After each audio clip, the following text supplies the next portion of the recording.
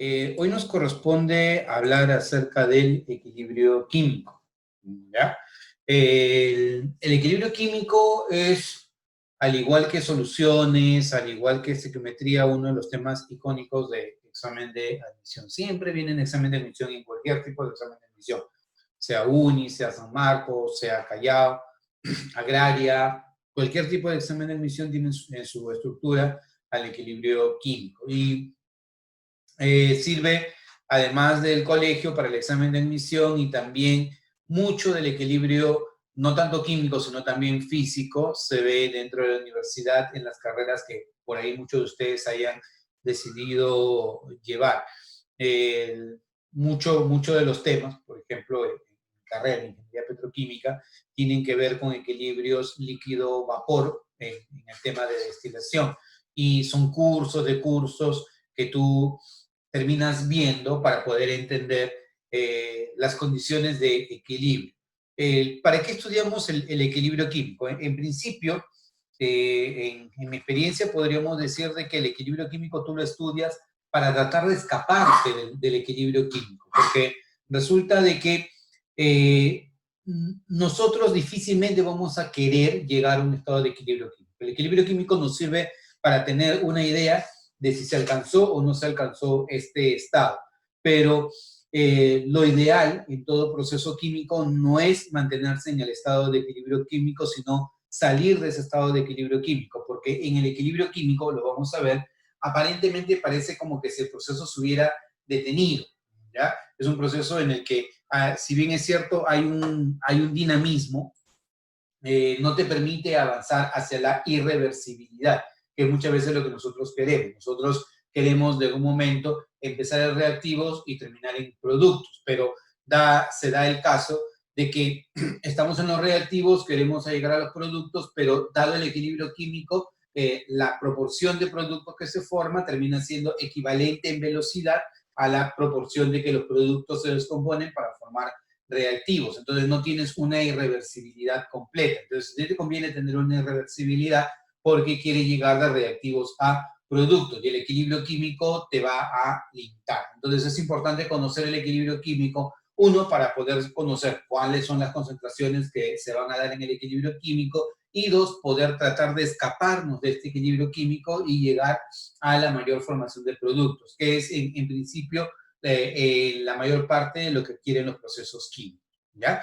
Entonces, para nosotros entender equilibrio químico, primero, antes que nada, hemos trabajado la cinética química. Recuerden que la cinética química es aquella parte de la química que te permite ver dos conceptos. Uno de ellos es la velocidad con la que ocurre una reacción química, y dos, el mecanismo con el que ocurre una reacción química. Dijimos y estudiamos nosotros en la última sesión de que la velocidad con la que ocurre una reacción química es parte de introductoria para entender el equilibrio químico. Nos va a ayudar a comprenderlo con mayor facilidad. Pero tal vez lo más importante en la cinética química terminan siendo los mecanismos de reacción, porque no solamente te van a permitir entender por qué ocurre una reacción, sino cómo se va dando la reacción paso tras paso para poder llegar hasta tus productos finales. A nivel preuniversitario esto no tiene mucha relevancia, pero a nivel universitario sí va a tener bastante relevancia para aquellos que hayan decidido de repente llevar una carrera que tenga que ver con medicina, biología o de repente con ingeniería, ¿no?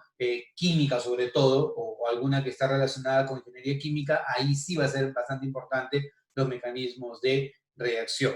¿De qué depende la velocidad de una reacción química? Nosotros dijimos que depende en principio de 4 factores. 1, de la naturaleza de los reactivos; 2, de la concentración de los reactivos; 3, de la temperatura; y 4, del uso de catalizadores. Cuando hablábamos de la naturaleza de los reactivos, decíamos, por ejemplo, su estado físico. Las reacciones, ¿en qué estado físico son más rápidas? A ver, ayúdame. Recuerda que estoy evaluando tu participación, ¿no? ¿En qué fase las reacciones químicas son más rápidas? En la fase gaseosa. Excelente. Las reacciones químicas son más rápidas en la fase gaseosa, ¿no? Y más lentas, obviamente, en la fase líquida, ¿no? Entonces, el estado físico define mucho el grado de velocidad que tiene una reacción química. También el grado de división, ¿no? Por ejemplo, nosotros dijimos que podemos hacer que reaccione algo que tenga un tamaño bastante grande o algo que tenga un tamaño más pequeño y que esté disminuido. El grado de división te va a dar una idea de la facilidad con la que ocurre una reacción. Por ejemplo, pusimos el caso de si tú estás frente a la madera o estás frente al aserrín, ¿cuál de los dos es más fácil quemar, la madera o el aserrín? ¿Qué era más fácil quemar, madera o aserrín? Aserrín, excelente, Justin. Claro, ¿por qué? Porque cuanto más dividida esté la materia, más rápido va a ocurrir la reacción química, ¿no? Hay mayor área superficial. Si, por ejemplo, imaginando, espero que puedan ver esto de acá, si es que no se ve, lo vuelvo a mostrar. Este es mi termito, ¿ya? Imagínate que esto va a ser el punto donde va a ocurrir la reacción química, ¿ya? Entonces, típicamente se va a dar de que las reacciones químicas se dan de forma en la superficie. Entonces, donde va a ocurrir la reacción química, por ejemplo, va a ser en esta superficie que tienes acá, en la superficie de arriba y en la superficie que tienes abajo, ¿no? Esto viene a ser el área superficial del cilindro, ¿no? De la parte externa, la cara de arriba y la cara de abajo, ¿ya? Pero si yo divido a este cilindro en otra porción más pequeña, ¿qué es lo que va a ocurrir? Ya no solamente voy a tener el área superficial que tenía alrededor, sino además me va generando un área acá y me genera otra área de este lado. Y si yo sigo dividiendo, voy a generar más área. Entonces, cuanto mayor sea el área superficial, mayor sea el área de contacto, también más rápida va a ser la reacción química, porque acuérdate que también dijimos que las reacciones químicas, su cinética, va a estar gobernada por la teoría de las colisiones. ¿Qué tipo de colisiones te aseguran que va a ocurrir una reacción química? ¿La colisión efectiva o la colisión no efectiva? ¿Qué tipo de colisión te asegura que va a ocurrir una reacción química? ¿La colisión efectiva o la no efectiva? Excelente, Fernando. Claro, la colisión efectiva. Y una colisión efectiva dependía de dos factores. ¿Cuáles eran los dos factores? Uno, el factor de orientación, ¿ya? Y dos, el factor de energía. El factor de orientación significaba que para que ocurra una reacción química, tienen que colisionar las moléculas o las sustancias en la forma correcta. Por ejemplo, dijimos que si esta molécula reacciona con esta molécula y colisionan así, va a haber una colisión efectiva. Pero si colisionan así o de esta manera, o cualquier otra que no sea esta, entonces no va a haber una colisión efectiva. Entonces, el primer factor para que pueda ocurrir una reacción química es que haya una colisión del tipo efectivo. Y el segundo factor, ¿no? El factor orientación, y el segundo factor es el factor de energía, ¿no? O sea, puede ser que ellos colisionen de esta manera o puede ser que ellos colisionen de esta manera, ¿no? ¿En cuál de los dos casos sería más probable que haya una reacción química? ¿En el primer caso o en el segundo caso? ¿En cuál de los dos casos crees tú que sería más favorable una reacción química? ¿En el primero o en el segundo? Suponiendo que han chocado con la orientación adecuada. ¿En qué caso sería más favorable una reacción química o la formación de un producto? ¿En el primero o en el segundo caso? Sin miedo. Primero o segundo caso. Lo más favorable va a ser en el primer caso. ¿Por qué va a ser en el primer caso, chicos? Porque para que pueda ocurrir una reacción química, tú tienes que tener una mínima energía, ¿ya? Y esa mínima energía se conoce como energía de activación, ¿no? Que la energía de activación, ¿no? Es una energía que te va a permitir activar la reacción química, por así decirlo, y favorece la formación de productos a partir de los reactivos. Aparte, esos dos factores eran los factores que gobernaban a las reacciones químicas. Luego, otro factor que afecta a la velocidad era la concentración de los reactivos. Mayor concentración de reactivos, mayor velocidad de reacción. Menor concentración de reactivos, menor velocidad de reacción. Lo otro es la temperatura. A mayor temperatura, mayor movimiento molecular, más colisiones y por lo tanto mayor velocidad de reacción. Y por último, la presencia de un catalizador. Acuérdate que el catalizador lo que hacía era modificar la energía de activación, ¿cierto? Si el catalizador disminuía la energía de activación, entonces la reacción era más rápida. Pero si el catalizador incrementaba la energía de activación, entonces la reacción era más lenta. Acuérdate que la energía de activación te definía la barrera energética que tú necesitabas para que atravesar o vencer para que los reactivos se transformen en productos. Entonces, la cinética química depende de esos factores. Ahora, hablando de cinética química, ¿ya? Las reacciones químicas tienen su máxima velocidad, su máxima expresión de velocidad al inicio de la reacción. Al inicio de la reacción es lo más rápida posible. Yo te comenté, por ejemplo, el caso de que te echen tu casa, ¿no? Imagínate de que te echen tu casa, ¿ya? El proceso del techado, ¿no? Químicamente viene a ser el fraguado del cemento, ¿no? Unen el cemento, la piedra, la arena, el agua, todo lo mezclan y van a reaccionar y va a ser un proceso llamado fraguado, ¿ya? Entonces, tú puedes subir a tu techo, ¿ya? El segundo día, el tercer día, y vas a observar de que todo prácticamente está duro, ¿no? Incluso el maestro de obra te va a decir, oye, échale agua con cemento puro, ¿no? Para favorecer el endurecimiento, que no haya grietas y todo lo demás. Punto. Yo te había comentado que el proceso de fraguado del cemento es un proceso que dura aproximadamente 70 años, ¿ya? Pero tú no vas a esperar 70 años para poder subir a tu casa, ¿no? Y a subir a tu techo, ¿no? Eso tú lo puedes hacer al segundo o al tercer día. ¿Y eso por qué? Porque siempre las reacciones químicas tienen su máxima velocidad al inicio. Y luego, conforme va pasando el proceso, esa velocidad va disminuyendo hasta que se alcanza el estado de equilibrio químico. Y eso es a lo que vamos a llegar el día de hoy, ¿ya? Cuando nosotros hablamos del equilibrio químico, se da el proceso siguiente. Tú tienes a los reactivos a tiempo cero. Mira, fíjate acá. Tus reactivos están a tiempo cero, ¿ya? Luego lo que ocurre es que empieza la reacción química y los reactivos poco a poco se van convirtiendo en productos. Los reactivos van desapareciendo, por ejemplo, si acá tenías 1 mol, acá vas a tener 0,54 mol de A, pero vas a formar 0,46 mol de B. Y conforme va pasando el tiempo, vas a tener menor cantidad de A y mayor cantidad de B, ¿no? En teoría, si el proceso fuera irreversible, ¿ya? Significa que todo A va a desaparecer para convertirse en B. Pero eso no es del todo cierto, porque te había comentado que toda reacción química tiende al equilibrio. Por más irreversible que sea, hay un mínimo contenido de equilibrio en esa reacción química. Entonces, a menos que sea una reacción irreversible en la práctica, ¿ya? No va a alcanzar el equilibrio químico. ¿Cuándo se va a alcanzar el equilibrio químico? Cuando las concentraciones de las sustancias, reactivos y productos permanezcan constantes en el tiempo y éstas no vayan a cambiar. Entonces, no es que todo el reactivo se convierta en producto siempre. Va a ocurrir que en las reacciones reversibles llega un momento en que el reactivo deja de convertirse en producto y más bien el producto empieza a tener una cantidad o una concentración constante en el tiempo, ¿ya? Entonces, así es a como debemos ver nosotros al equilibrio químico, ¿ya? Ahora, continuando. ¿Cuál es la condición de equilibrio químico? El equilibrio químico es una condición que se va a dar cuando la velocidad de reacción directa se iguala a la velocidad de reacción inversa. Y en equilibrio químico lo que yo voy a observar es que las concentraciones, tanto de reactivos como productos, permanecen constantes. Por ejemplo, analicemos esta gráfica. No es la única posible gráfica. Hay otra gráfica, lo vamos a ver más adelante. Pero esta gráfica, ¿qué es lo que te dice?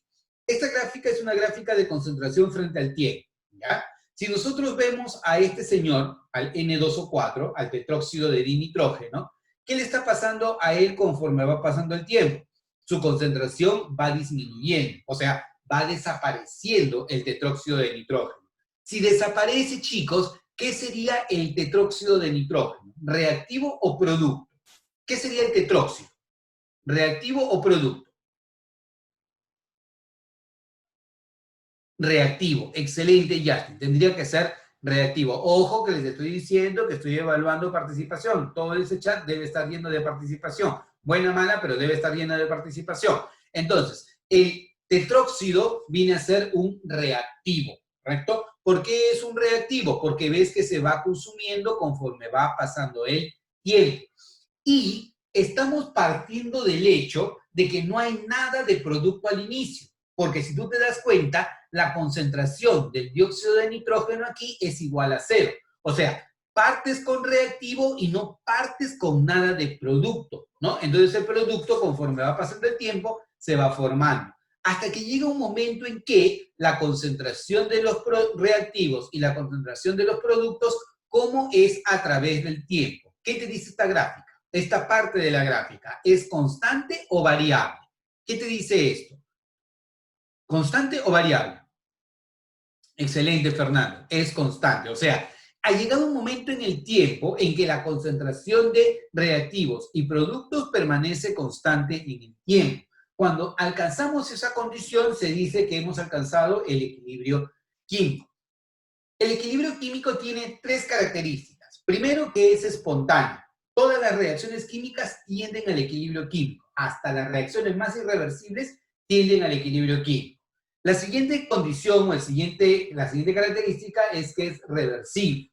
¿Ya? El equilibrio químico se va a alcanzar en estas reacciones que se conocen con el nombre de reversible, que pueden ir en el sentido directo o que pueden ir en el sentido inverso. Entonces, el equilibrio químico es reversible.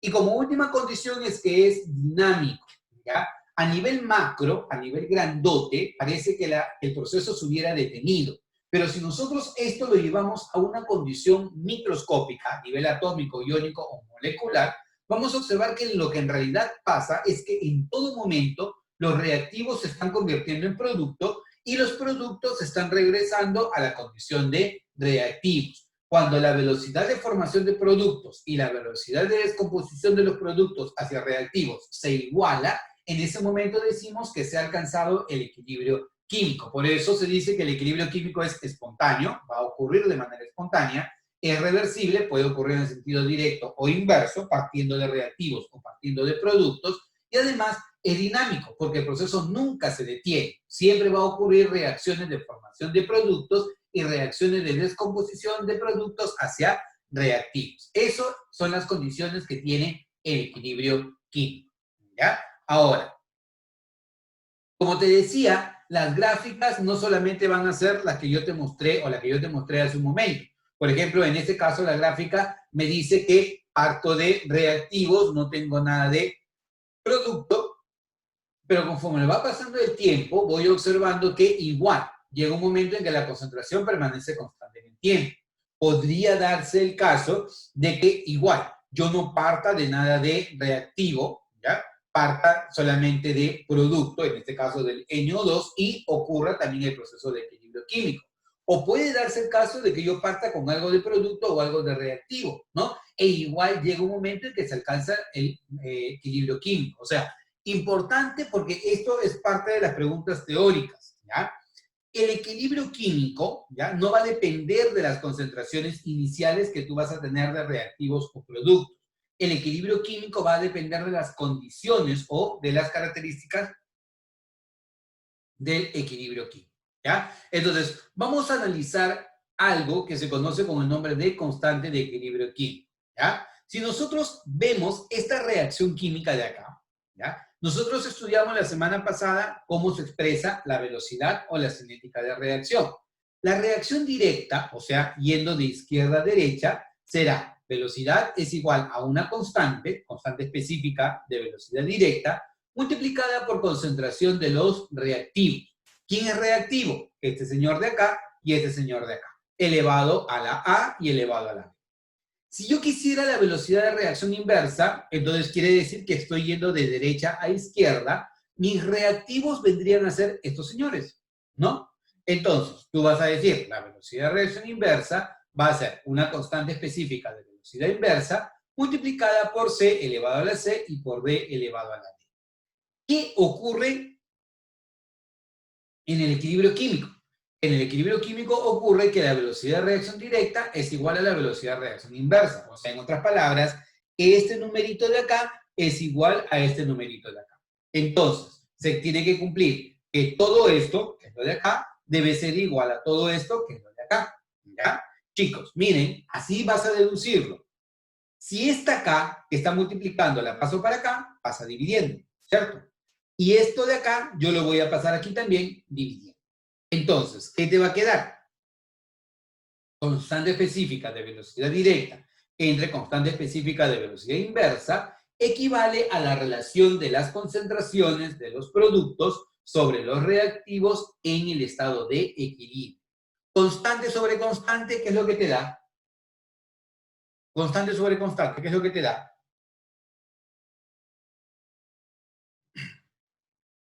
Claro, excelente. Constante sobre constante te da una nueva constante.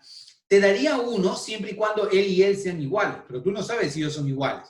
Lo que sí sabes es que relación de constante entre constante te tiene que dar una nueva constante.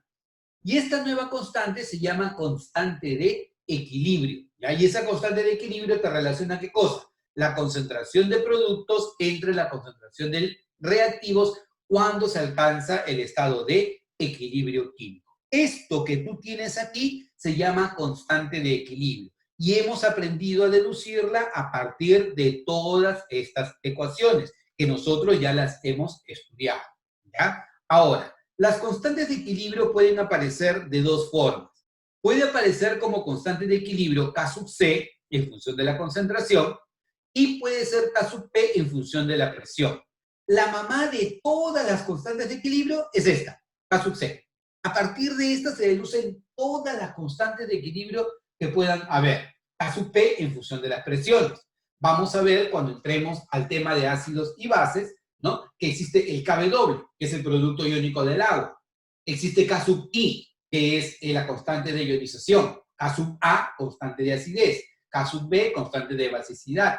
Ustedes no van a ver esto en el sistema preuniversitario, pero dentro de la universidad tú ves el KPS, que significa producto de solubilidad, y esto para expresar a los sólidos que son poco solubles en agua o en algún solvente. Entonces, la constante de equilibrio puede tomar diferentes formas, ¿ya? Pero las dos que te van a evaluar van a ser la constante de equilibrio K sub C y la constante de equilibrio K sub P. K sub C en función de las concentraciones y K sub P en función de las presiones. Lo que nos dice, entonces, que para nosotros trabajar las constantes de equilibrio solamente debo considerar a las sustancias en qué fase, sólida, líquida o gaseosa. ¿En qué fase la debes considerar? ¿Sólida, líquida o gaseosa? Excelente, Sebastián. Perfecto. Estrellita para ti. Claro. Obviamente que si yo voy a hablar de K sub P en función de las presiones, debo considerar a las sustancias en fase gaseosa. Por ahora nosotros lo vamos a restringir a gases, ¿ya? Pero cuando entremos a la parte de ácidos y bases, ¿ya? Ahí podemos ver que podemos también hablar de concentraciones de las soluciones acuosas cuando hablamos de K sub C, ¿ya? Entonces, esto es en el caso de la constante de equilibrio K sub C y K sub P.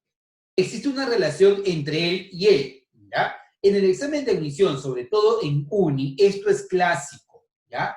Te van a dar el valor de K sub C, te van a dar condiciones operativas y te van a pedir hallar K sub P. Eso es clásico, ¿ya? Para exámenes de admisión tipo San Marcos, tipo Callao, llegas solamente hasta acá, ¿ya? No haces el cálculo numérico, porque hacer los cálculos numéricos acá son un poquito tediosos. Y como en Uni tienes la facilidad de la calculadora, entonces puedes todavía trabajarlo sin que eso te demande mucho tiempo. Pero para exámenes tipo Callao, para exámenes tipo San Marcos, te piden la relación K sub P entre K sub C. Y eso es lo que vamos a ver en un momento.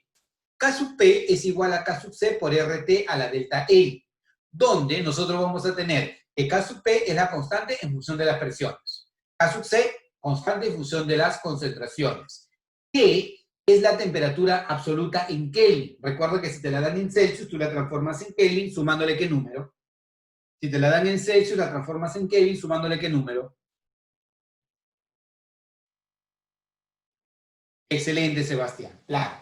Tú le sumas 273 y eso se va a convertir en la temperatura en Kelvin, ¿ya? Y R es la constante universal de los gases ideales. Y para nuestro caso particular, R va a ser igual a 0,082, considerando que vamos a trabajar en atmósferas, ¿ya? Ahora, ¿qué viene a ser delta de N? Delta N viene a ser la variación de las moles gaseosas. Eso es importante, chicos. Solamente variación de moles gaseosas. Lo vamos a ver con ejemplos. Por ahora te lo muestro en macro, ¿ya? Pero lo vamos a ver con ejercicios, ¿ya? Delta N es la variación de las moles gaseosas. Punto importante además.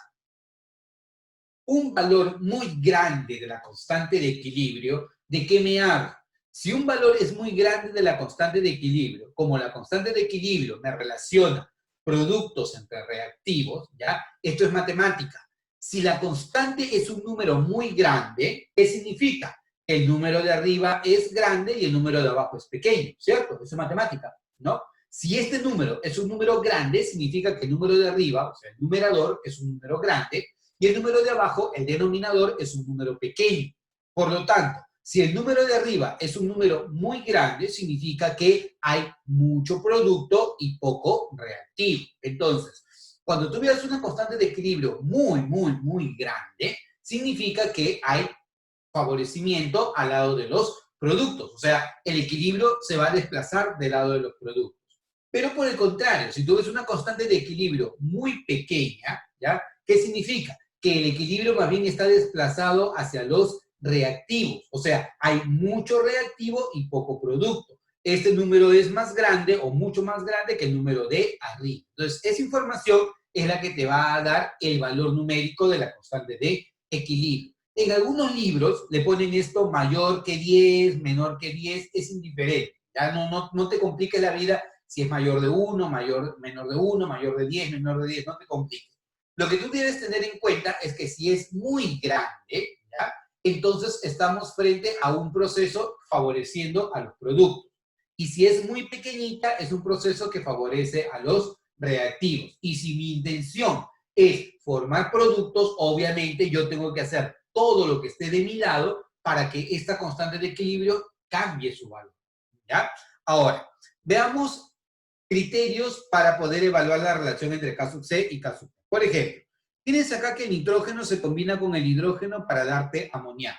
Todos son gases, por lo tanto, hablamos de un equilibrio homogéneo, ¿ya? Porque todos son gases.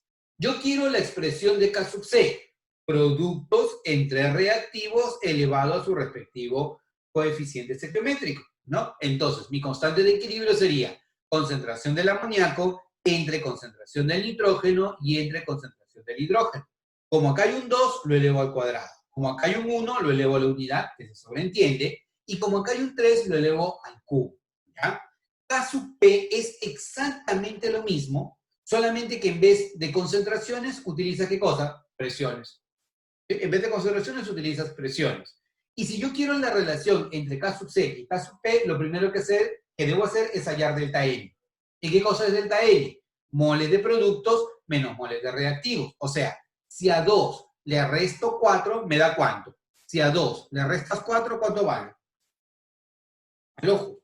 Si a 2 le restas 4, ¿cuánto te va a dar?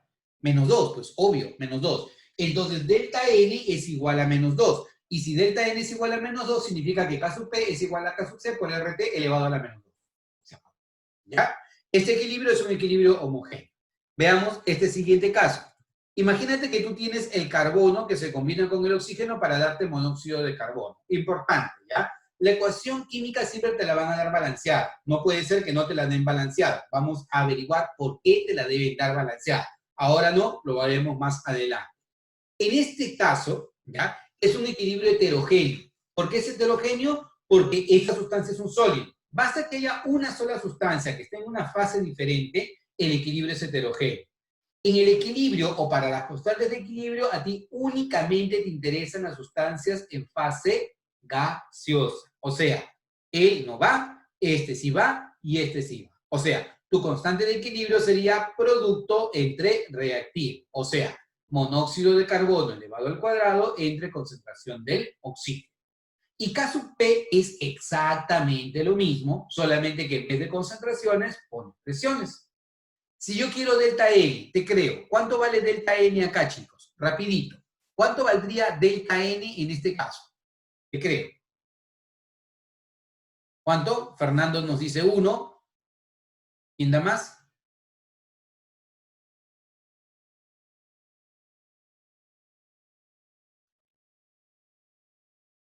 ¿Cuánto vale delta N? 1. ¿Por qué delta N es igual a 1? Porque solamente me interesan las sustancias gaseosas. O sea, esto de acá no va. Simplemente es este 2 menos este 1, me da 1. Si delta N es igual a 1, K sub P es igual a K sub C por RT elevado a la unidad. Se acabó. ¿Ya? Si yo tengo esta otra ecuación, ¿ya? Mucho cuidado, K sub C equivale únicamente a la concentración del oxígeno elevado al cubo. Y K sub P será la presión del oxígeno elevado al cubo. Si yo quiero delta N, solamente debo considerarlo a él. O sea, delta N es igual a 3. Y la relación K sub P entre K sub C es K sub P es igual a K sub C por RT elevado al cubo. Y el último caso particular es el más común en examen de admisión, ¿ya? Que se va a dar, por ejemplo, acá. El hidrógeno más yodo me da HI, ¿ya? Concentración del hidrógeno del yoduro elevado al cuadrado entre concentración del hidrógeno y el yodo como denominador. K sub P es exactamente lo mismo, ¿ya? Y delta N, ¿cuánto vale? 0. Esto es muy común en examen de admisión porque muchas veces te pueden dar ejercicios en donde todos los datos están relacionados para hallar K sub P. Y al final el problema te pide K sub C. Entonces el alumno se confunde y dice, oye, pero si todo está para hallar K sub P, porque tengo presiones, ¿por qué me están pidiendo hallar K sub C? Bueno, el alumno muchas veces no se da cuenta de que si delta N es igual a 0, cualquier valor que te salga para K sub P va a ser lo mismo que te va a salir para K sub C. Por esto es muy, muy común en admisión. Para exámenes tipo admisión uni, ¿ya? A ti te van a dar el valor de la temperatura, vas a calcular K sub C y te van a pedir hallar K sub P. Por ejemplo, si a ti te dicen, oye, K sub C vale 3, tú ya sabes que la R vale 0,082 y la temperatura, imagínate que la tengas de dato. Reemplazas y obtienes el valor de K sub P. Ese es el caso más sencillo. Podría ser de repente que sea así o podría ser que sea de esta manera. Y eso va a depender mucho de la forma que va a tener tu ecuación final. Pero para exámenes uni te van a dar los datos para que calcules. Para exámenes tipo Callao, tipo San Marcos, lo que te van a hacer es pedirte la relación, y eso debes tener cuidado, K sub P entre K sub C o K sub C entre K sub P, ¿ya? ¿Qué te quiero decir con esto? Por ejemplo, si en un problema te dicen, oye, haya la relación K sub P entre K sub C. Si me piden la relación K sub P entre K sub C, este K sub C lo llevas a dividir. ¿Y tu respuesta cuál va a ser? RT a la menos 2. ¿Ya? Pero ten cuidado porque a veces te cambian el contexto y te dicen, no, haya K sub C entre K sub P. Si yo quiero K sub C entre K sub P, a este señor me lo llevo aquí abajo y luego me lo puedo llevar de arriba porque el exponente es negativo. Entonces sería RT al cuadrado. ¿De acuerdo? Entonces, esos van a ser los tipos de problemas que van a aparecer en los exámenes de admisión. Otro punto importante, la constante de equilibrio no tiene unidades, ¿ya? Si algún problema te pide calcula las unidades, olvídate, está mal planteado ese problema, ¿ya? En el examen de admisión típicamente no te van a pedir eso. En el sistema preuniversitario tal vez vas a encontrar ejercicios de ese tipo. Cuando veas ejercicios de ese tipo, yo te recomendaría no pierdas el tiempo porque primero que la teoría no está bien enfocada y segundo que cosas así no deberían venir en el examen de admisión, ¿ya? Las constantes de equilibrio no tienen unidades. Si bien es cierto, esto es concentración molar y esta expresión en atmósferas, tú, una vez que tienes el valor numérico, solamente reemplazas número, pero no reemplazas unidades. La constante de equilibrio es adimensional. Vamos a continuar con el tema, ¿ya? Habíamos hablado acerca de las constantes de equilibrio, ¿ya? La relación K sub C, K sub P y cómo hallar la relación K sub P entre K sub C. Ahora, pasemos a la siguiente parte, que es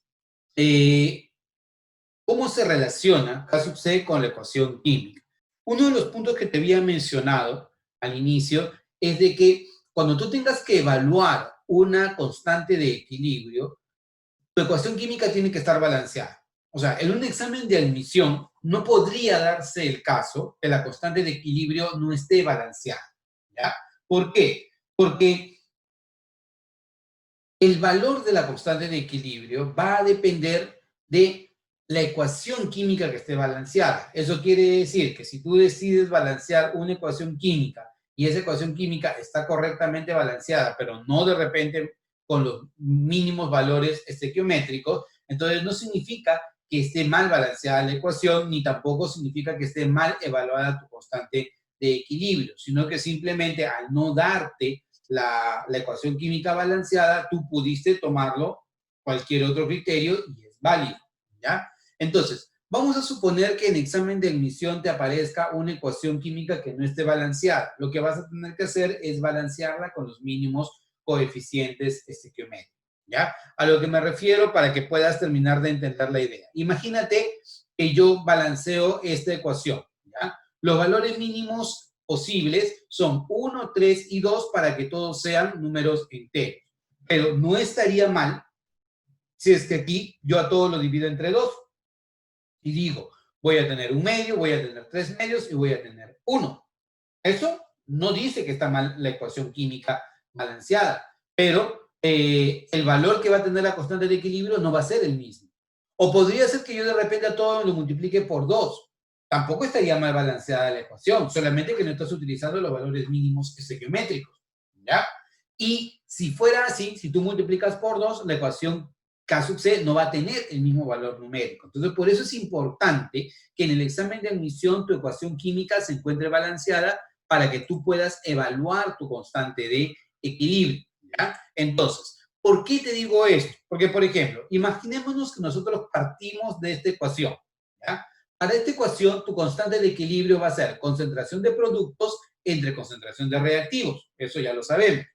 Pero imaginémonos el caso, ¿ya?, de que nosotros invertimos la ecuación química, ¿ya? O sea, esto lo pasamos hacia la izquierda y esto lo pasamos hacia la derecha. Si invertimos la ecuación química, tu nueva constante de equilibrio va a ser productos entre reactivos. O sea, esto mismo, pero invertido. Entonces, tu constante de equilibrio, tu nueva constante de equilibrio, va a ser la inversa de tu constante original. De manera sencilla, si tú inviertes la ecuación química, también se invierte el valor numérico de la constante de equilibrio. ¿Está bien? Ahora, imaginémonos que tú multiplicas por un factor cualquiera. Si tú multiplicas a esta ecuación por un factor cualquiera, lo multiplicas por 2, lo multiplicas por 3, lo multiplicas por un medio o lo multiplicas por un tercio, tu nueva constante de equilibrio va a ser la original, o sea, esta de acá, elevada a ese factor que tú has afectado. O sea, tu nueva constante de equilibrio va a ser la original multiplicado o afectado con exponente el factor que tú lo has agregado. Por ejemplo, si que tú a todo multiplicaste por 2, lo elevas al cuadrado. Si a todo multiplicaste por 3, lo elevas al cubo. Si todo divides entre 2, a la un medio, que no es otra cosa que la raíz cuadrada. Y si todo multiplicas por un tercio, sería a la un tercio, que no es otra cosa que la raíz cúbica. ¿De acuerdo? Entonces, tu constante de equilibrio va a depender de tu ecuación balanceada, ¿no? Porque si no está balanceada, entonces cualquier valor que tú le coloques va a darte otra respuesta para tu constante de equilibrio. Y la última operación que se va a dar. Imagínate que tú tengas intermediarios, ¿ya? Por ejemplo, A más B me da E más F, ¿ya? Y este E más F me da C más D. Entonces, yo lo que podría hacer es sumar ambas ecuaciones. Y cuando sumas estas ecuaciones, él con él se va, ¿y qué te va a quedar? A más B igual a C más D. ¿Qué cosa es esto? Esta es la ecuación que nosotros teníamos originalmente. Y esta ecuación original, ¿qué constante de equilibrio tiene? Una constante de equilibrio que es K sub C. ¿Y K sub C a qué es igual? Al producto de estas dos constantes de equilibrio. O sea, cuando sumas semireacciones para obtener una reacción global, tu nueva constante de equilibrio va a ser el producto de las ecuaciones originales.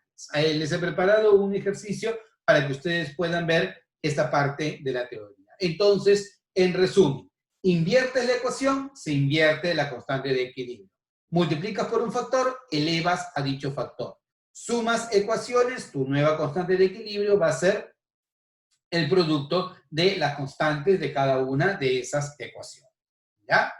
Ahora, y importantísimo, la constante de equilibrio no tiene unidad.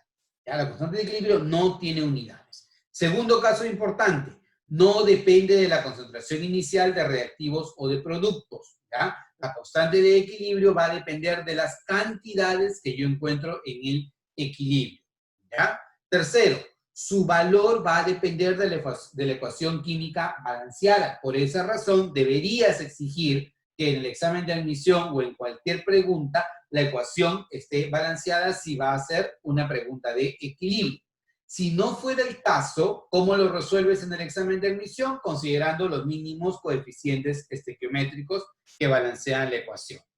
Su valor numérico solo depende de la temperatura. ¿Ya? Ojo, muy importante. La constante de equilibrio no se ve alterada por nada más que por la temperatura. El valor numérico de la constante de equilibrio va a depender de la temperatura. ¿no? Y de la forma que tenga la ecuación química balanceada, obviamente, ¿no? Y cuanto más grande sea el valor de K sub C, significa que la reacción favorece a productos. Y lo contrario, cuanto más pequeño sea el valor de K sub C, significa que la reacción favorece a los reactivos. Entonces, como vimos al inicio, ¿para qué queremos trabajar K sub C o conocer el equilibrio? Lo queremos conocer para tratar de escaparnos de las condiciones de equilibrio y lograr la irreversibilidad. ¿Ya? Muy bien. Ahora, vamos a pasar a otra parte del estudio, que es hablar acerca de del cociente de la reacción. ¿Ya?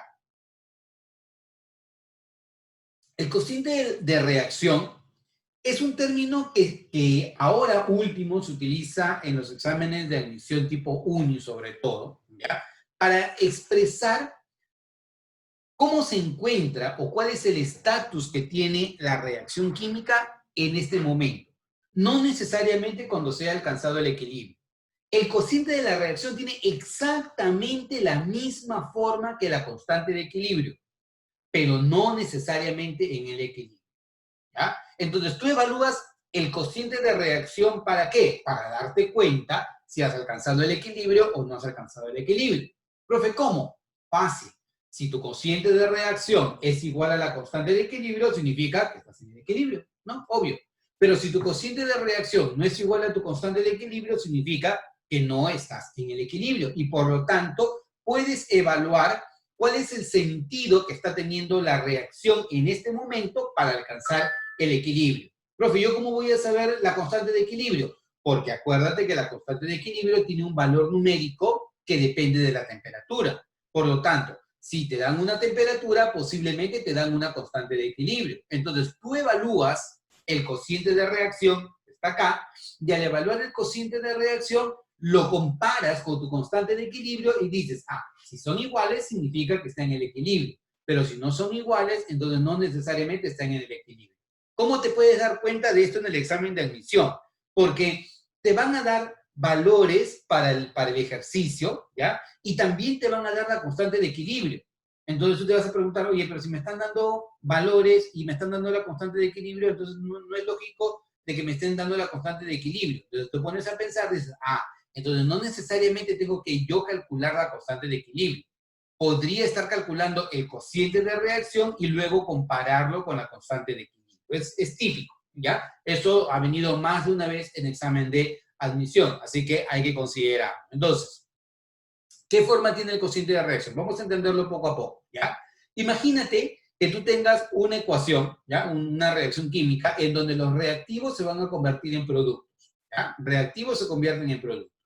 Si esto estuviera en equilibrio, ¿ya? La constante de equilibrio sería productos entre reactivos, ¿cierto? Esto ya lo hemos visto, productos entre reactivos. Pero yo no sé si estoy en el equilibrio.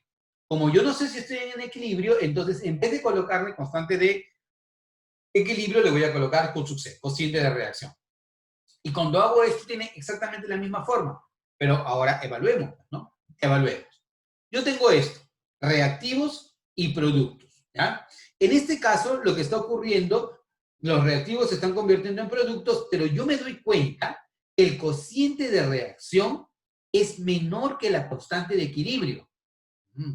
El cociente de reacción es menor que la constante de equilibrio, pero todo tiene que alcanzar el equilibrio. Ya, mira cómo va a ser tu razonamiento. El cociente de reacción es menor que la constante de equilibrio, pero como tiene que alcanzarse el equilibrio, pregunta, ¿qué debería pasar con el cociente de reacción? ¿Debería incrementar su valor o debería disminuir su valor? Te creo. Mira, él es menor que la constante de equilibrio. ¿Qué debería pasarle al cociente de reacción? ¿Debería aumentar o debería disminuir?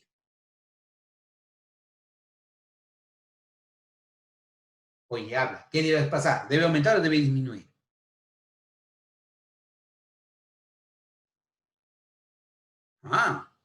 Justin dice disminuir, Henry dice aumentar. ¿Quién da más? Un voto más. Vuelvo a repetir. Mira, esto no está en el equilibrio. Me estoy dando cuenta que el cociente de reacción es menor que la constante de equilibrio, ¿ya? La pregunta es, ¿qué debería pasarle al cociente de reacción? ¿Debería aumentar o debería disminuir? ¿Debería? Uy, Henry cambió su... Ah, ahora todos dicen disminuir. Ya, te digo, el cociente de reacción debería aumentar. Profe, ¿pero por qué? Porque la idea es llegar al equilibrio químico. Y en el equilibrio químico, ¿cuánto es el valor de la constante de equilibrio? Esto, K sub C. Entonces, este señor siempre va a querer ser igual a la constante de equilibrio. Si en estos momentos es menor, ¿qué tendría que pasar? Debería aumentar, ¿cierto? Porque si él aumenta, lograría convertirse en el valor numérico de la constante de equilibrio. Por lo tanto, si en este caso particular el cociente de reacción es menor que la constante de equilibrio, significa que este número debe aumentar. ¿Y cómo logro que este número aumente? Esto es matemática. Para que este número aumente, este número de arriba debe aumentar y este número de abajo debe disminuir, ¿cierto? ¿No? Porque es directamente proporcional, inversamente proporcional. Entonces, chicos, si el número de arriba debe aumentar, significa que debe haber más producto y debe haber menos reactivo, ¿cierto? O sea, en otras palabras, los reactivos deben consumirse para disminuir su valor y los productos deben incrementarse para aumentar su valor. Si esto aumenta y esto disminuye, entonces el cociente va a empezar a subir, a subir, a subir hasta que alcance el valor de la constante de equilibrio. Entonces, ¿qué vamos a decir para esta situación? El valor del cociente de reacción debe aumentar, porque en este momento es menor que la constante de equilibrio. ¿Para qué? Para ser igual a K sub C. ¿Ya?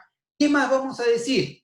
El proceso se debe desplazar hacia la derecha, o sea, hacia los productos, porque debe incrementarse la cantidad de productos y disminuir la cantidad de reactivos. Y tercera conclusión, en este momento, ahorita, si le tomas una fotografía a él, el proceso a quién está favoreciendo? Está favoreciendo a reactivos, en este momento. Entonces, lo que va a ocurrir es que el proceso va a continuar para luego favorecer, no favorecer a los productos, sino generar más productos, reducir la cantidad de reactivos y ser igual a la constante de equilibrio. Entonces, el proceso debe estar desplazándose o debe estar transcurriendo de izquierda a derecha, o sea, de reactivos a productos. ¿Se entendió la idea? ¿Sí? Ya. Entonces, vayamos a lo siguiente. Ya, mira, tengo ahora esta condición. ¿Has entendido lo otro? Necesito que reviente el chat y me empieces a decir lo que necesito escuchar o lo que necesito ver en este caso. ¿Ya? Mira, ahora igual, hay un proceso en el cual los reactivos se están convirtiendo en productos. Pero yo encuentro que la constante, el cociente de reacción es mucho mayor que la constante de equilibrio. ¿Ya? Mira, el cociente de reacción es mayor que la constante de equilibrio. Si el cociente de reacción es mayor que la constante de equilibrio, te pregunto, ¿qué le debe pasar a este cociente? ¿Debe aumentar o debe disminuir? ¿Qué le debe pasar?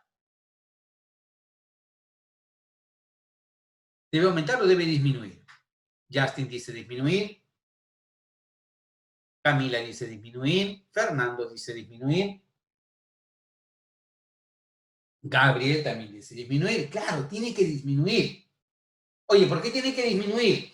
Porque el objetivo es alcanzar el equilibrio, o sea, ser igual a la constante de equilibrio. Si en este momento el cociente de reacción es mayor que la constante de equilibrio, significa que el cociente tiene que disminuir para parecerse a la constante de equilibrio. Y si él tiene que disminuir, o sea, tiene que hacerse más pequeño, ¿qué tendría que pasar? El número de arriba tiene que hacerse más pequeño, o sea, disminuir la cantidad de productos, y el número de abajo tiene que ser más grande, o sea, incrementarse la cantidad de reactivos. Eso es lo que tendría que pasar. Entonces, ¿qué significa? Significa que Q sub C tiene que disminuir para ser igual a la constante de equilibrio. Lo primero. Lo segundo, el proceso se debe desplazar hacia la izquierda, o sea, debe ir hacia los reactivos, debe disminuir la cantidad de productos, aumentar la cantidad de reactivos, por lo tanto, el proceso en este momento, la fotografía del momento, es que está desplazado hacia los productos, pero tiene que dirigirse hacia los reactivos. ¿Para qué? Para que el cociente de reacción disminuya y sea igual a la constante de equilibrio. ¿Te das cuenta? Ya, entonces, ese es en el caso de del cociente de reacción. Y ahora, ¿qué ocurre en este caso? Ocurre que el cociente de reacción es igual a la Q sub C. ¿Qué podemos afirmar?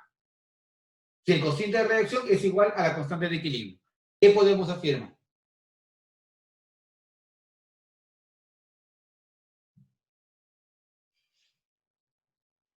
Oye, si el cociente de reacción es igual a la constante de equilibrio, ¿qué puedes afirmar?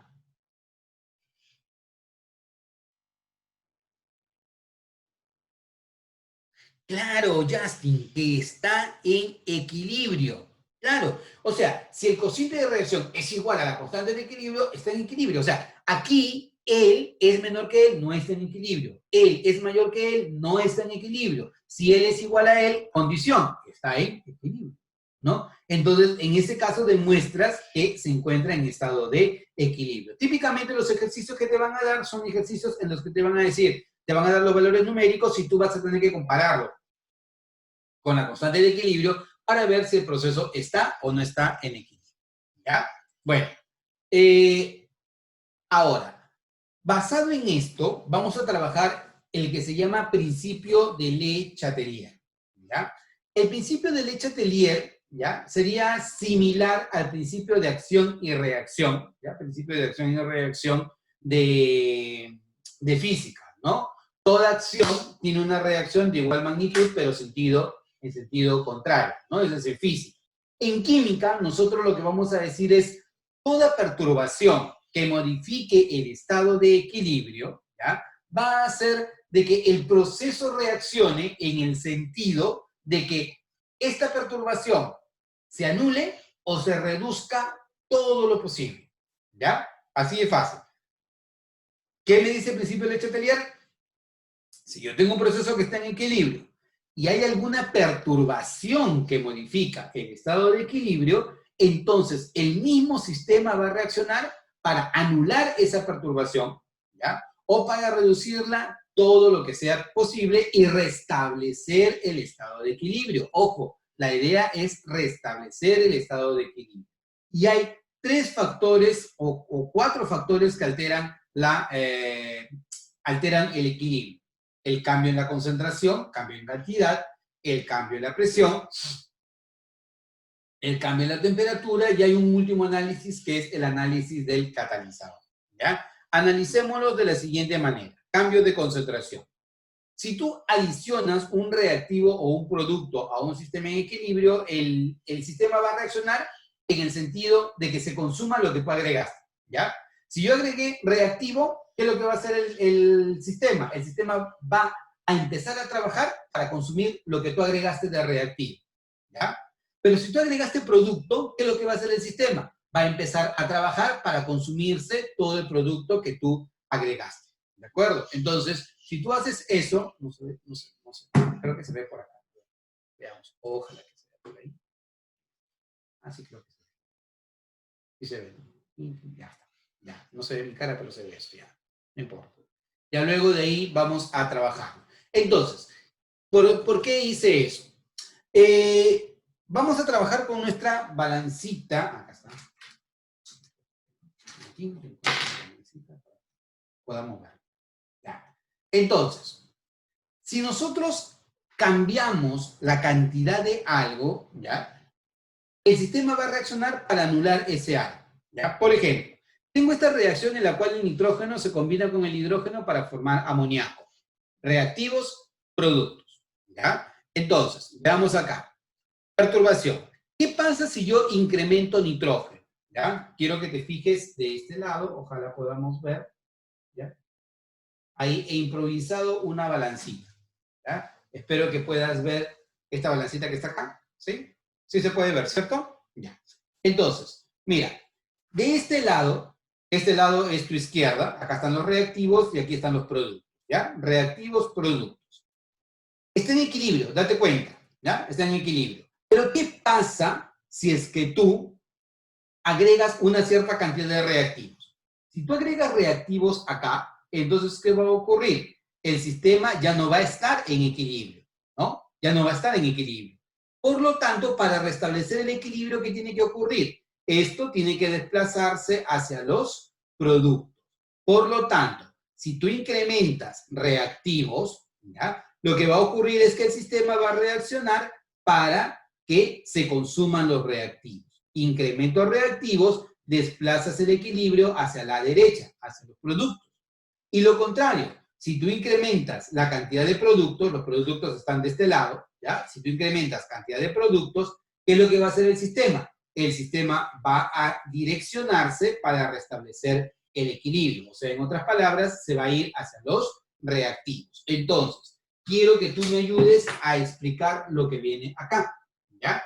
Chicos, si yo incremento el nitrógeno, ¿ya? Si yo aumento el nitrógeno, o sea, aumento al reactivo, ¿hacia dónde se va a dirigir el proceso? ¿Hacia la izquierda o hacia la derecha? Te creo. Estoy agregando nitrógeno, acuérdate de la balancita, ¿ya? Esta es tu balanza, mira, ¿ya? ¿Hacia dónde se va a ir el proceso? Obvio, se va a ir hacia la derecha, ¿correcto? Y la constante de equilibrio, ¿va a cambiar o no va a cambiar?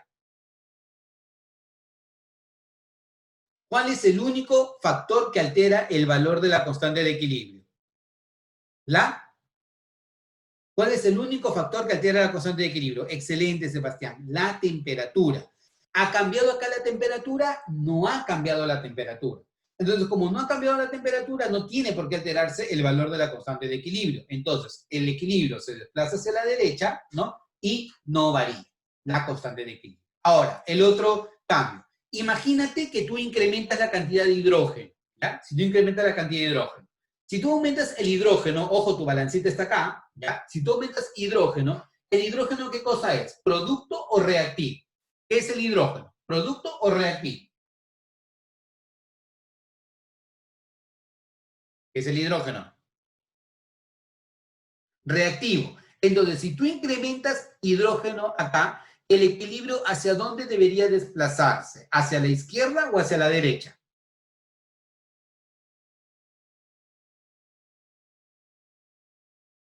Hacia la derecha, claro, se desplaza hacia la derecha. ¿Por qué? Porque como estás incrementando reactivos, el proceso debe irse en el sentido de que se consuma, o sea, se va a ir hacia la derecha. ¿Y tu constante de equilibrio cambia o no cambia? Tu constante de equilibrio cambia o no cambia. No va a cambiar. Claro, tu constante de equilibrio no tiene por qué cambiar. ¿Por qué razón? Porque tú no has alterado la temperatura. ¿De acuerdo? Entonces, no varía. Y por último, imagínate que tú aumentas la cantidad de amoníaco, incrementas amoníaco al sistema. ¿Hacia dónde se va a ir el proceso? ¿Hacia la izquierda o hacia la derecha? Te creo. Hacia la izquierda, claro. Si yo aumento aquí el amoníaco, tu balanza se va de este lado, ¿cierto? Entonces, para restablecer el equilibrio, él se va hacia la izquierda. O sea, favorece a los reactivos, ¿ya? Y la constante de equilibrio no varía. Ojo, muy importante. ¿Qué significado tiene? ¿Qué significado tiene de que se vaya hacia la derecha? Porque no es como en física que el móvil se mueve para un lado, se mueve para el otro lado, no. Sino el significado de que se vaya hacia la derecha significa que él va a aumentar a costa de que él va a disminuir. Ese es el significado de que se vaya hacia la derecha. Que se vaya hacia la izquierda, ¿qué significa? Que él aumenta, pero que él disminuye.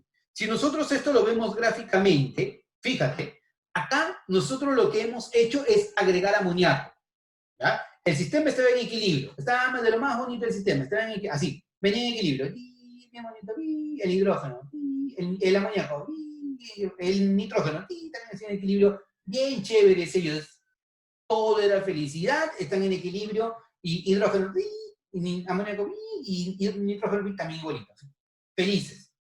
Pero llega un momento en que a alguien se le ocurre meter amoníaco al sistema. ¿Ya? Meten amoníaco al sistema, mira, date cuenta. O sea, todos estaban felices y a alguien se le ocurrió meter amoníaco al sistema. Entonces, como mete amoníaco al sistema, en este momento, se alteró el estado de equilibrio. Ya no hay equilibrio, se alteró el estado de equilibrio. Por lo tanto, como se alteró en este momento el estado de equilibrio, ¿qué es lo que tiene que pasar? Como tú agregaste amoníaco, el amoníaco tiene que empezar a consumirse, ¿no? Y como el amoníaco es un producto, entonces el equilibrio tiene que ir hacia la izquierda. ¿Qué significa que tiene que ir hacia la izquierda? Esto aumenta y esto disminuye. O sea, la cantidad de amoníaco empieza a disminuir, mientras que la cantidad de hidrógeno y la cantidad de nitrógeno empieza a aumentar. ¿Hasta cuándo? Hasta que nuevamente se restablezca el estado de equilibrio. ¿De acuerdo? Entonces, eso es lo que viene a hacer. Ahora, imagínate que hubiera sido otro proceso. Imagínate que tú hubieras agregado nitrógeno. Entonces, esta línea tú no lo hubieras visto acá, sino lo hubieras visto por acá, ¿no? Lo hubieras visto por acá. Entonces, ¿qué es lo que va a ocurrir? Si aumenta la cantidad de nitrógeno en este momento, la cantidad de nitrógeno empieza a disminuir, la cantidad de hidrógeno empieza a disminuir, mientras que la cantidad de amoníaco empieza a aumentar. O sea, el gráfico va a depender de qué sustancia tú agregues o quites dentro del sistema en equilibrio. ¿Está bien? ¿Ya? Cambio de concentración. Ahora, lo siguiente. ¿Es el cambio de presión o cambio de volumen? Acuérdate que la presión y el volumen, ¿cómo varían? ¿En relación directa o en relación inversa? Presión y volumen, ¿cómo varían? ¿Relación directa o relación inversa?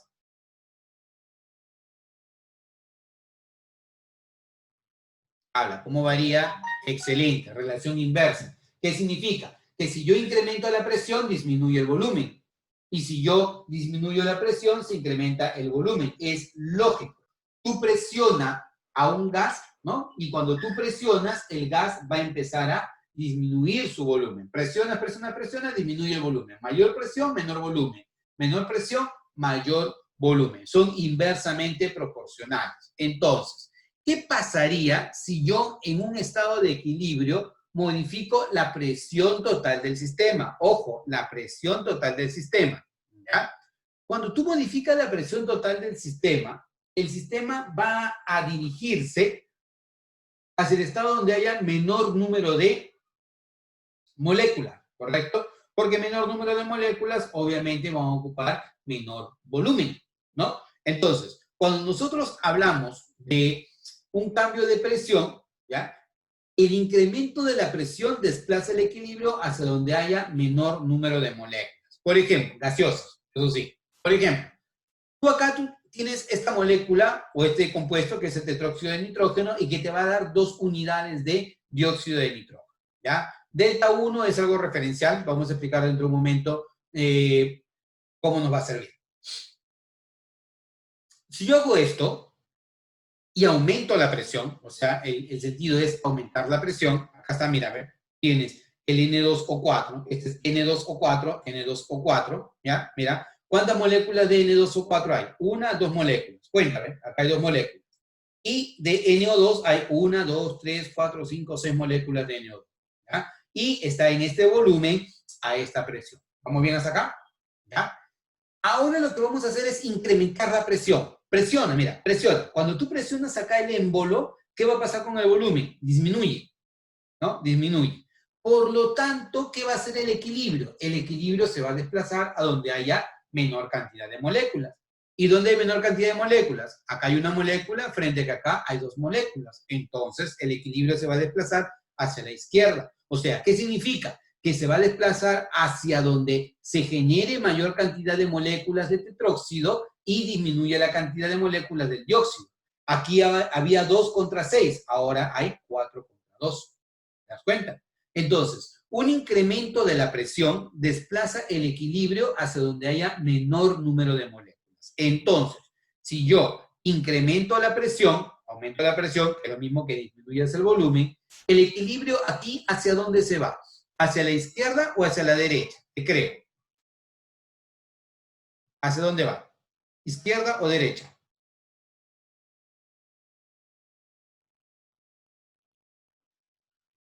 Si tú incrementas la presión, el equilibrio se va a ir hacia la izquierda. ¿Por qué se va a ir hacia la izquierda? Porque se va a ir hacia donde haya menor número de moléculas. ¿Y dónde hay menor número de moléculas? Acá, porque acá hay una sola molécula, una, frente a 2 moléculas. Por lo tanto, el equilibrio se desplaza hacia la izquierda.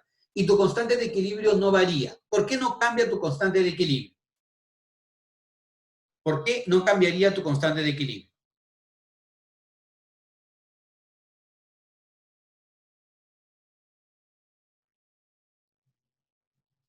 Excelente, excelente, Yassi. No va a cambiar tu constante de equilibrio porque el único factor termodinámico que que cambia el valor de la constante de equilibrio es la temperatura, y aquí no ha cambiado la temperatura. Por lo tanto, no va a cambiar. Ahora, algo muy importante. Cuando delta N es igual a 0, ¿ya? La cantidad de moles de productos y de reactivos es el mismo, ¿ya? O sea, si modificas tú la presión o modificas el volumen, no hay desplazamiento. ¿Por qué razón? Porque el desplazamiento se va a dar hacia donde haya menor número de moléculas. Pero como acá yo veo 2 moléculas gaseosas y acá también veo 2 moléculas gaseosas, no va a haber un cambio neto del desplazamiento del equilibrio. Otro punto importante, chicos, que no es común en el examen de admisión, pero viene en las preguntas de CEPREUNI, ¿ya? ¿Qué pasa si yo agrego un gas inerte al sistema? El gas inerte no modifica para nada el sistema en equilibrio, ¿ya? Muchas veces, oye, yo agrego el gas inerte, se incrementa la presión. Sí, pero no va a afectar, porque las presiones parciales de los gases va a seguir siendo la misma. O sea, tú no has cambiado las presiones parciales de ellos.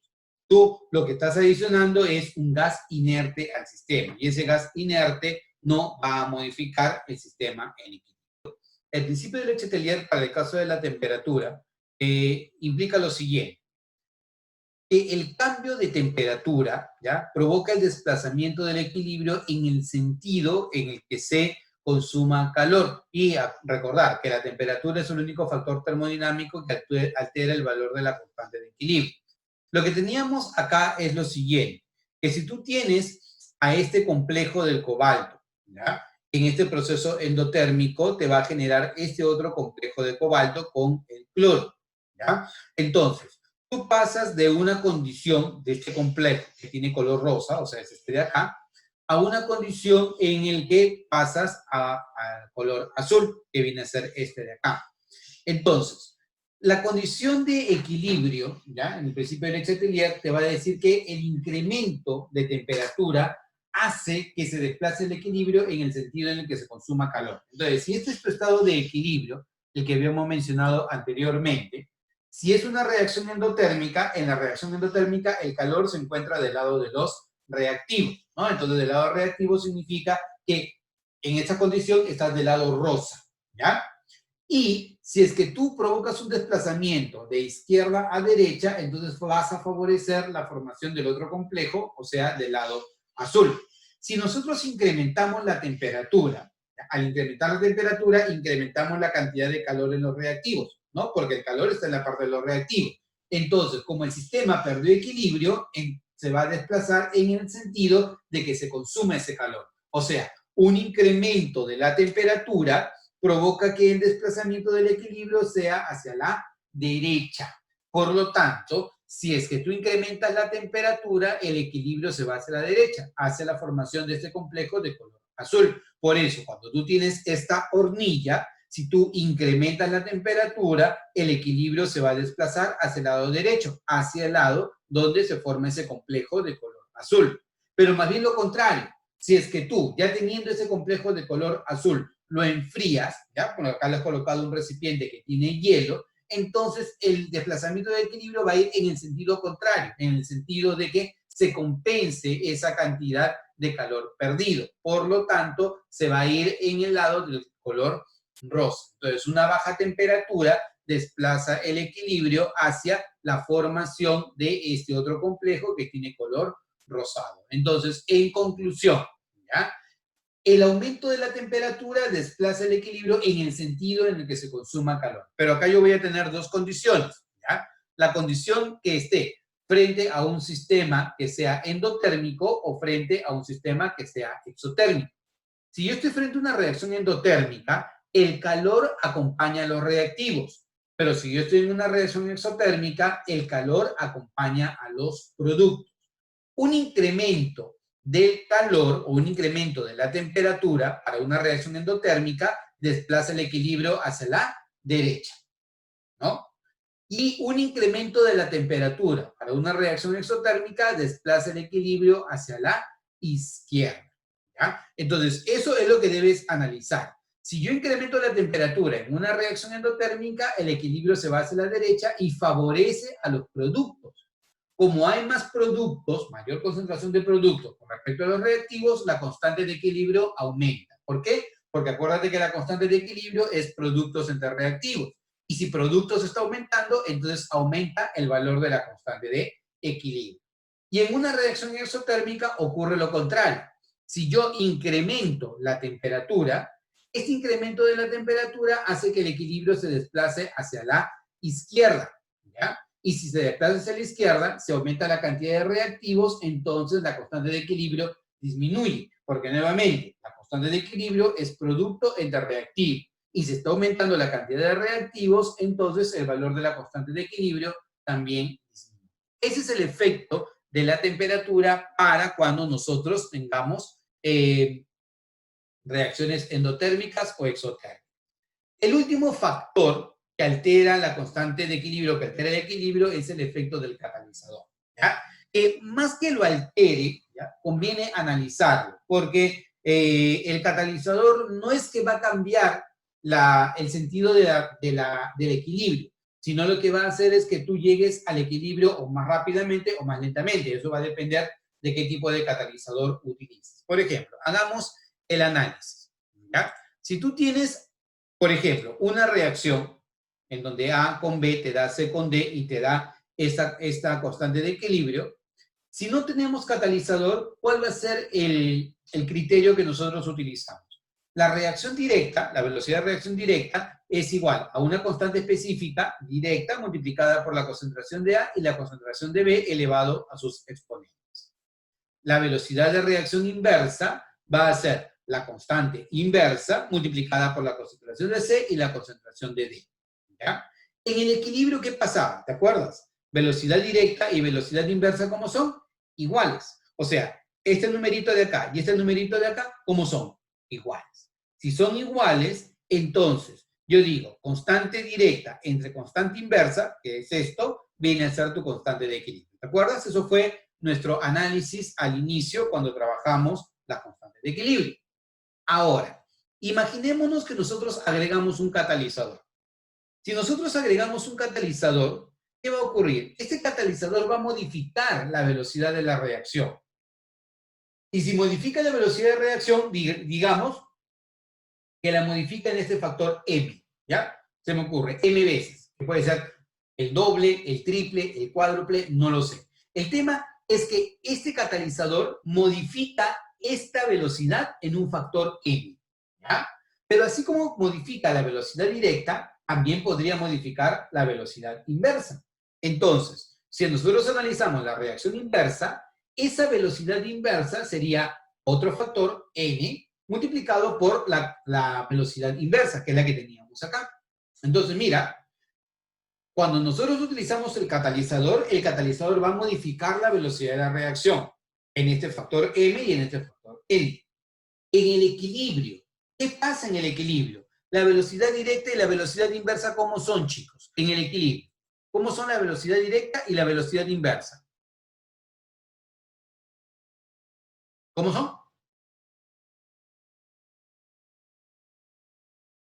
Iguales, claro. En el equilibrio, la velocidad directa y la inversa son iguales. O sea, este de acá y este de acá deben ser iguales. ¿Ya? Chévere. Entonces, ellos son iguales. Ahora, lo que voy a hacer es nuevamente, C y D lo divido entre A y B. Y esto lo paso a dividir. Entonces, te va a quedar esto. M por K directo sobre N por K inverso es igual a concentración de productos entre concentración de reactivos. Y chicos, les hago la pregunta. ¿Esto qué cosa es? ¿Qué es esto? ¿Qué es esto? La constante de equilibrio. Claro, esto es la constante de equilibrio. Como esto es la constante de equilibrio, y la constante de equilibrio únicamente altera su valor por la temperatura, significa que esto no se ha cambiado. Por lo tanto, esto tampoco ha cambiado. ¿Qué significado tiene entonces? Que M y N, ¿cómo tienen que ser entonces? ¿Cómo tienen que ser M y N? Si es que esto no ha cambiado. Iguales, excelente. Esa es la respuesta. O sea, si es que este valor numérico no ha cambiado, y entonces significa que esto no ha cambiado, m tiene que ser igual a n. O sea, ¿eso qué significa? Significa que el mismo valor con que se modifica la reacción directa, se modifica la reacción inversa.